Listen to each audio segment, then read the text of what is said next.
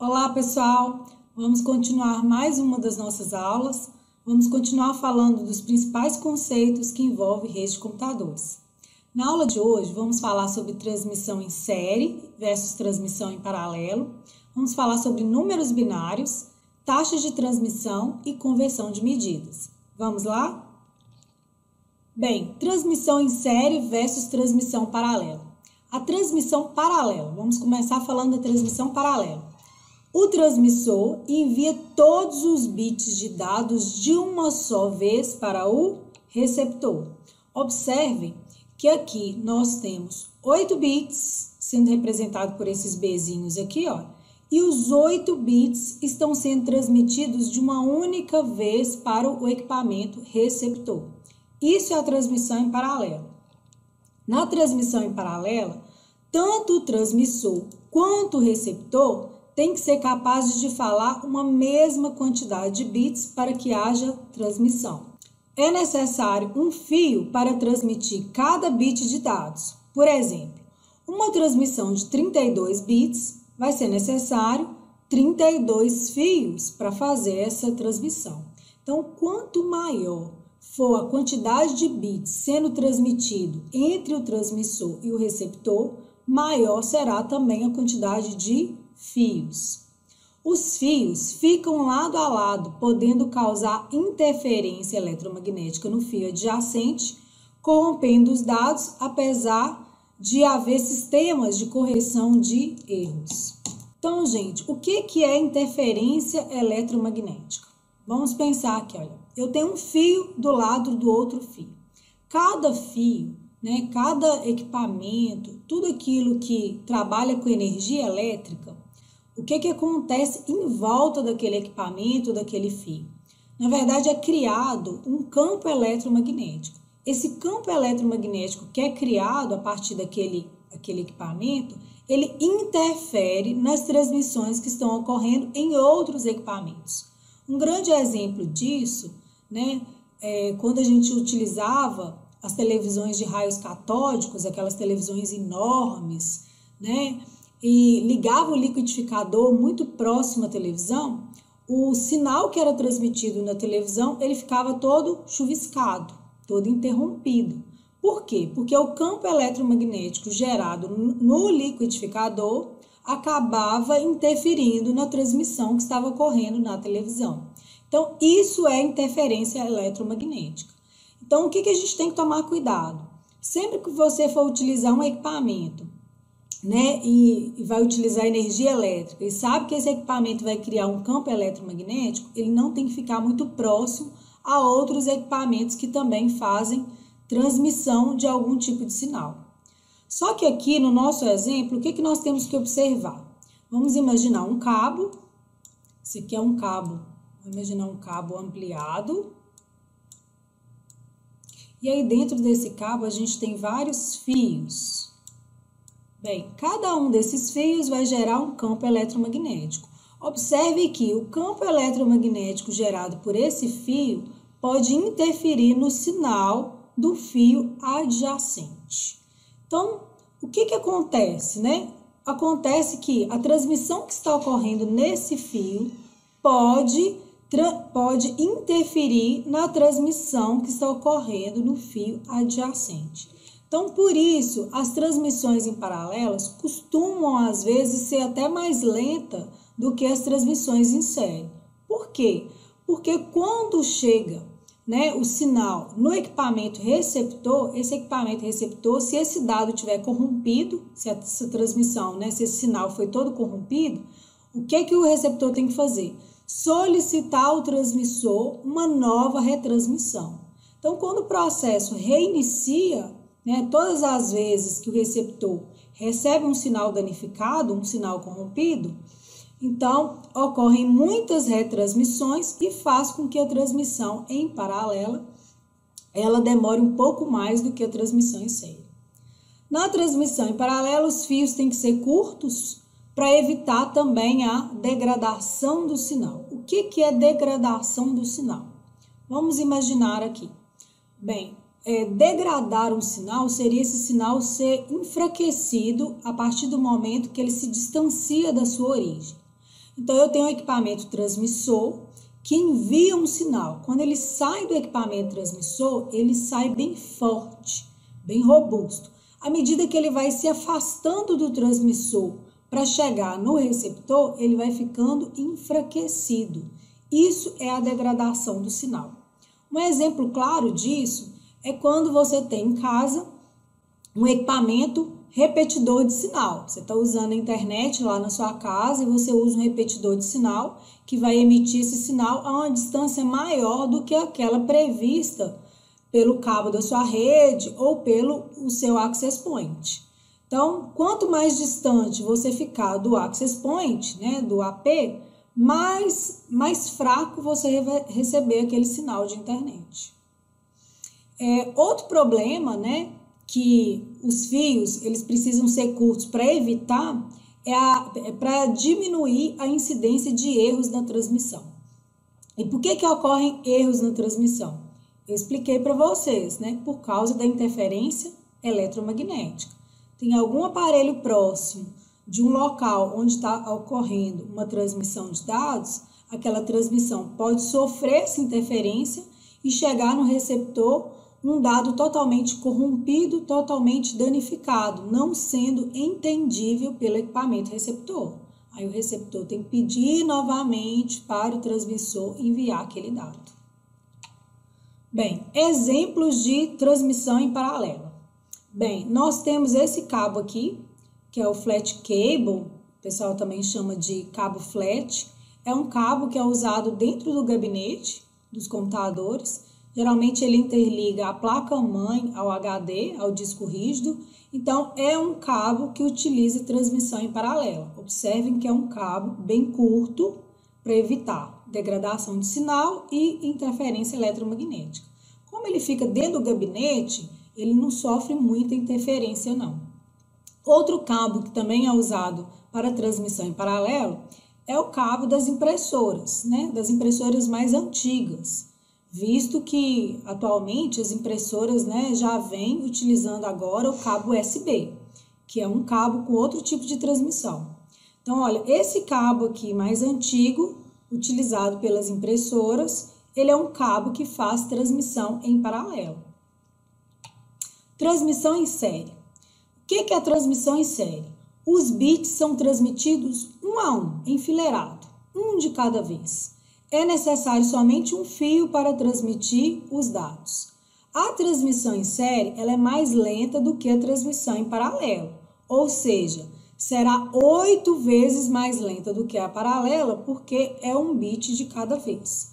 Então, aqui nós temos a imagem, aqui nós temos os nossos 8 bits, representados pelos Bzinhos, e observem que vai um bit de cada vez, sendo transmitido até chegar no equipamento receptor. Na transmissão em série, apesar dela parecer bem mais lenta, né, do que a transmissão em paralela, a comunicação em série tem como vantagem o limite de comprimento do cabo, poder ser maior e também de usar somente um canal de transmissão. Então, na transmissão em paralelo, o cabo tem que ser curto para evitar interferência eletromagnética e também degradação do sinal. Na transmissão em série, o cabo pode ser mais longo. Por quê? Como vai um bit de cada vez, né? Então, um fio, não tem 2 fios, um para interferir no outro, então não ocorre interferência eletromagnética dentro do cabo. Pode ocorrer interferência externa, né? De um outro equipamento fora do cabo. Na transmissão em série, qual o tipo de cabo que usa transmissão em série? Um tipo de cabo muito comum que usa transmissão em série e também é utilizado em redes de computadores, hoje em dia é um dos cabos mais utilizados, é o cabo de par trançado. Cabo de par trançado, conector RJ45, utiliza transmissão em série. Outro tipo de cabo que usa transmissão em série é o cabo de USB, que hoje em dia é muito utilizado por vários equipamentos. Vários equipamentos, né, que a gente compra atualmente utiliza esse tipo de cabo. Outros cabos que também usam transmissão em série, cabo do mouse, cabo do teclado, tá? Todos esses usam a transmissão em série, ela é mais comum do que a transmissão em paralelo. Vamos falar agora sobre números binários. Para a gente entender um pouquinho sobre números binários, né, nós temos que primeiro fazer um comparativo com o sistema decimal que é utilizado pelo ser humano. Então, vamos pensar aqui, ó. Nosso sistema é o sistema decimal. Esse sistema, ele é composto por 10 algarismos. Então, nós temos algarismos que variam de 0 até 9. O nosso sistema numérico, ele é de base 10, porque a gente tem 10 algarismos. E todos os números, tudo aquilo que a gente vai compor no nosso sistema de numeração, a gente sempre vai utilizar esses 10 algarismos. Observem aqui nos nossos exemplos de números. Nós temos o número 1432, é um número formado pelos 10 algarismos. Temos o número 2724, 1.524.132. Bem, todo número que a gente for representar ou qualquer valor utilizando o nosso sistema de numeração, sistema decimal, ele vai sempre usar como base os 10 algarismos do sistema. E o sistema binário? Primeiro, o sistema binário é utilizado pelos computadores, pelos equipamentos, né, eletroeletrônicos que trabalham com processamento de dados. Tá, esses equipamentos, né, eles usam esse sistema. Esse sistema possui apenas 2 algarismos. Esses 2 algarismos são o algarismo 0 e 1. No sistema binário, esses algarismos são chamados de bits. Então, eu tenho o bit 0 e o bit 1. O sistema numérico é de base 2, porque eu só tenho 2 algarismos, que na verdade são 2 bits. E para me formar um código, um número, um valor dentro do sistema binário, eu preciso sempre de um conjuntinho de 8 bits, ou seja, 8 algarismos. Então, observem que aqui eu tenho alguns exemplos. Observem que todos eles eu tenho 8 dígitos, 8 bits. Então, aqui, ó, 0000, 1010, 011, 010, 11. 111, 010, 11. Todos eles estão sendo formados por 8 algarismos. Porém, sempre utilizando apenas o bit 0 ou o bit 1, e esses bits vão mudando de posição, formando novos códigos. A cada conjuntinho desse, de 8 bits, nós chamamos de byte, ou então código binário. Então, o meu código binário é representado por 1 byte, e 1 byte é representado por 8 bits. Sabendo disso, vamos entender melhor como o computador processa os dados. Olha só, né? Quando a gente vai utilizar o teclado do computador, a gente aperta aqui uma tecla, vamos imaginar que a gente apertou a tecla A. O que acontece? Então, esse equipamento, que é um equipamento de uma unidade de entrada, ele vai enviar para a CPU, né, para o sistema operacional e depois para a CPU, um código binário. Esse código binário formado aqui por 8 bits. Então, 0, 1, 0, 0, 0, 0, 0, 0, 1. Então, esse código foi para a CPU, a unidade central de processamento que fica dentro do gabinete. Lá, o que a CPU vai fazer com esse código? Vai utilizar esse código que está na base 2, sistema binário, vai fazer uma conta e vai converter esse código no sistema decimal. Então, ela fez a conversão aqui e o resultado da conta foi o número 65 em decimal. Dentro dos computadores, para cada computador, para cada equipamento, existe uma tabela que eles utilizam de codificação. Essa tabela, geralmente, ela tem o nome de ASCII, ASCII2, EBCDIC, depende muito do modelo do computador. Então, hoje em dia, a tabela mais utilizada, mais completa, é a ASCII2. Então, lá nessa tabelinha ASCII2, né, a CPU vai verificar o que é o número 65 no sistema numérico decimal. O que ele representa? Vai ter lá uma associação, uma relação com a letra A. Ele falou, opa, então aquilo que o usuário digitou, aquele código binário, representa a letra A. Então, ele emite esse sinal para uma unidade de saída, que no nosso caso aqui, a unidade de saída representada é o monitor. Então, lá no monitor sai a letra A. Então, resumindo, né, o teclado enviou um código binário, código de 8 bits, sistema de numeração base 2. Esse código foi transformado num número em decimal. Esse número em decimal foi verificado na tabela, o que ele representa. E aí apareceu o caractere, né, o símbolo que representa aquele número, e ele foi mostrado na unidade de saída. Bem, gente, para que eu expliquei tudo isso? Tudo isso para que vocês possam entender sobre taxa de transmissão, que é a mesma coisa que eu falar de taxa de bits ou bit rate. O que é taxa de bits ou bit rate? Significa taxa de transferência de bits. O bit rate é o número de bits convertidos ou processados por unidade de tempo. Então, eu vou dar um exemplo de algo que seja convertido em unidade de tempo. Vamos pensar aqui, distância física de São João Evangelista a Governador Valadares. Tem mais ou menos 170 quilômetros de distância. Se eu fizer uma viagem daqui a Governador Valadares, eu posso utilizar uma velocidade média lá no meu carro. Essa velocidade média, geralmente, ela é representada pela distância física, unidade de distância, né, sobre uma unidade de tempo. Eu posso dizer para vocês, daqui a Governador Valadares, eu utilizei uma velocidade média de 100 km por hora. O que isso quer dizer? Quer dizer que a cada 100 km, né, percorridos, eu gastei 1 hora.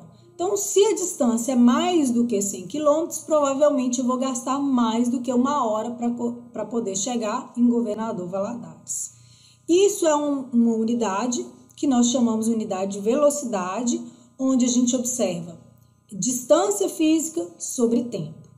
No computador, como a gente trabalha com dados, né, que vão ser convertidos em caracteres, ou seja, bits que vão ser convertidos em caracteres, a unidade de medida utilizada vai ser sempre o bit e a unidade de tempo vai ser os segundos. Então, olha, o bit rate é medida em bits por segundo, que é representado pela sigla BPS. Então, é o número de bits por segundo que o transmissor consegue enviar para o receptor. Se a gente for olhar, é a velocidade média entre o transmissor e o receptor. Então, taxa de bits é como se fosse uma velocidade média entre transmissor e receptor. E aonde eu tenho que medir taxa de bits? Por que isso é importante para mim? Vamos pensar aqui, olha, quando você está acessando a internet, está fazendo um download, é importante você saber a taxa que está sendo transferido os arquivos lá do transmissor para o seu receptor, para o seu computador. Quando você está fazendo um upload, a mesma coisa. Então, quando você está acessando a internet, você quer saber a velocidade da sua internet. Sempre você vai olhar essa velocidade através de bits por segundo. Quanto que está chegando, né, no meu computador lá do sinal de internet? Quantos bits estão chegando por unidade de tempo? Quanto maior essa velocidade, significa que mais rápido você está acessando a internet. Então, os bits por segundo, eles geralmente são utilizados em conjunto com um prefixo, como kilobits por segundo, megabits por segundo e gigabits por segundo. Então, à medida que o número, né, vai crescendo, a taxa de bits ela é maior, é necessário utilizar prefixos que diminuem esse número, né, como kilobits, megabits, gigabits, pentabit, iotabit e aí vai, ok? Então, aqui, taxa de transmissão de bits.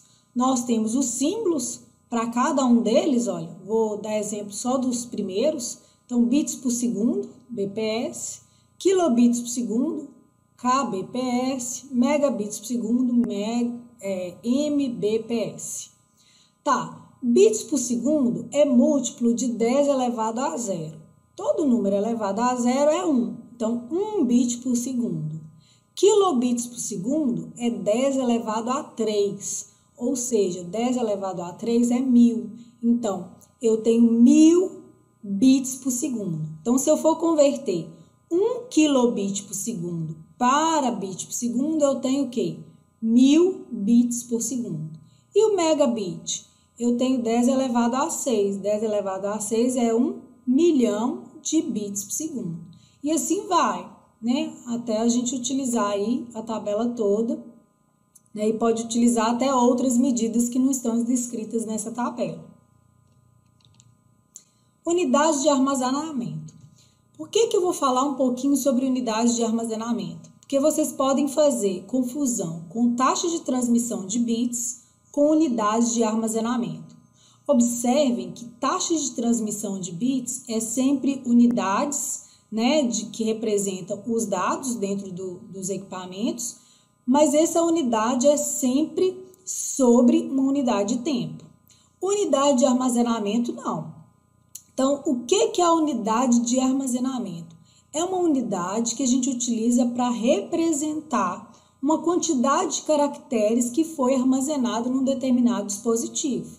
Ou seja, são dados que já foram processados. Caractere, gente, são números, letras e o alfabeto. Aliás, o que é caractere? Caractere é letra, número e símbolo. Então, gente, caractere é sempre aquele código binário que já foi processado. Então, quando a gente fala do código binário, a gente está falando de bit. Quando a gente fala já de algo que já foi processado, que já se transformou em caractere, e aí, né, representado pelos códigos binários, que é o byte, a gente já pode falar em byte diretamente. Então, aqui para as unidades de armazenamento, eu tenho o bit, né, o byte, kilobyte, megabyte, gigabyte, terabyte e assim vai. Bem, vamos começar pelo byte. O byte, ele representa 8 bits, tá? E o kilobyte? O kilobyte é 2 elevado a 10 bits. Por que é 2 elevado a 10? Bem, o sistema é binário, então a base é 2. Então, entre uma unidade e outra, observa que sempre tem uma diferença de 2 elevado a 10, ó. Então, 2A20 para 2A10, a diferença é 2 elevado a 10. De 2A20 para 2A30, a diferença é 2 elevado a 10. E o que é 2 elevado a 10? Se a gente for fazer a conta, dá 1024. Então, entre uma unidade e a outra, aqui na sequência, a gente tem uma diferença de 1024. Então, ó, 1 byte é 8 bits, mas e 1 kilobyte? São quantos bytes? 1024 bytes. E 1 megabyte é 1024 kilobytes. E 1 gigabyte é 1024 megabytes, porque é sempre a diferença de 2 elevado a 10, que é a mesma coisa que 1024. Bem, qual que é a diferença, então? Quanto que eu uso byte, quanto que eu uso bit? Se eu estiver falando da velocidade, né, de transmissão, se eu estiver falando de rede de computadores, e eu preciso representar isso sobre uma unidade de tempo, eu sempre falo em bits por segundo. Então, a diferença entre bit e kilobit, a diferença é sempre de 1000, 10 elevado a 3. Se eu estiver falando de unidade de armazenamento, o que são unidades de armazenamento? Pendrive, HD externo, vou dar um exemplo até antigo, disquete. Todos os equipamentos que eu vou armazenar dados que já foram processados, aí eu falo de byte. Então, esses equipamentos, eu falo a capacidade que eles possuem de armazenamento daqueles caracteres. E essa capacidade é sempre medida em byte. Então, aí eu utilizo essa tabela que fala das unidades de armazenamento. E aí a diferença entre eles é sempre de 2 elevado a 10. Então, como que eu faço conversão de medidas? Bem, se a conversão das unidades forem de armazenamento, a diferença entre eles é sempre de 2 elevado a 10, que é a mesma coisa que 1024. Então, observem que se eu tenho, por exemplo, 1 kilobyte, 1 kilobyte, se eu quiser transformar em byte, eu posso usar essa figura, olha. Então, aqui eu tenho 1 kilobyte. Para me transformar para byte, basta eu multiplicar por 1024. Agora, se eu tenho uma quantidade de bytes e quero passar para kilobyte, eu tenho que fazer o contrário, ó, dividir por 1024. Então, à medida que eu vou andando na tabela de baixo para cima, eu vou multiplicando o número por 1024. E se eu vou descendo na tabela, eu vou dividindo por 1024. Então, essa é, essa figura que nos ajuda na conversão de unidades de medida de armazenamento.